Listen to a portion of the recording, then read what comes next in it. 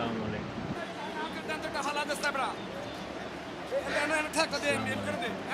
দেখেন, এই যে একটা ভিডিও ভাইরাল হয়েছে। ভিডিওতে কিছু পুলিশ সদস্যরা কি পরিমাণ গুলি চালাচ্ছে আর বলতেছে চাইনিজ দিয়ে গুলি কর, চাইনিজ দিয়ে গুলি কর, চাইনিজ দিয়ে গুলি কর। চাইনিজ দিয়ে কাদের গুলি করবে?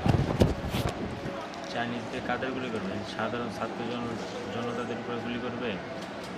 নিরস্ত্রদের উপরে গুলি করবে?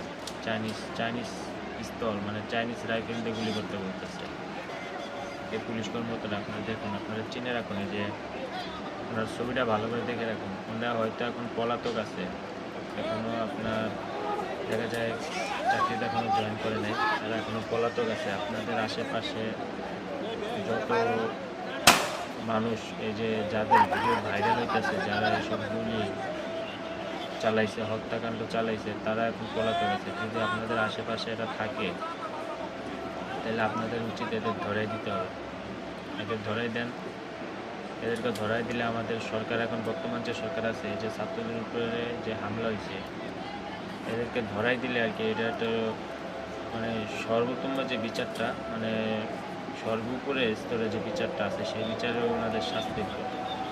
আমাদের প্রত্যেকটা জনগণের উচিত তাদের ধরাই দেওয়া। ওরা আছে, এখন আছে, ওরা অনেক দূর দূরান্তে পলায় আছে, আমরা জানি না, এমন আছে আমাদের আশেপাশেও পলায় আছে, তারা হলো ঘরের মধ্যে পেটে আছে। ঠিক আছে, তো আমাদের উচিত এসব পুলিশ কর্মকর্তাদের ধরাই দেওয়া, আর যাদের নির্দেশে এগুলো চালাইছে তাদেরকে ধরাই দেওয়া। আপনারা দেখেন কীভাবে তারা এই যে গুলি চালাইছে। আবার আরেকজনের ভাইয়ের বন্দুক সমস্যা, বন্দুক চলতেছে না, বলতেছে এটা কে নেবে নেই। মানে এদের চেহারাগুলো পুরো স্পষ্টভাবে ভিডিওতে ধারণ করা হয়েছে।